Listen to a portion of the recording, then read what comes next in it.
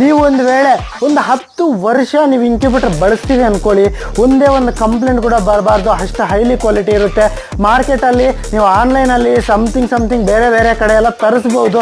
ನಮ್ಮದೇ ಆಗಿರ್ತಕ್ಕಂಥ ಕಸ್ಟಮರ್ಸು ಆನ್ಲೈನಲ್ಲಿ ತರಿಸ್ಬಿಟ್ಟು ಅವರು ಅಲ್ಲಿ ವರ್ಕೌಟ್ ಆಗ್ದಿರ ಮತ್ತು ನಮ್ಮ ಹತ್ರ ಬಂದು ತೊಗೊಂಡೋಗಿರ್ತಕ್ಕಂಥ ಉದಾಹರಣೆಗಳು ಸುಮಾರು ಇದ್ದಾವೆ ಸರ್.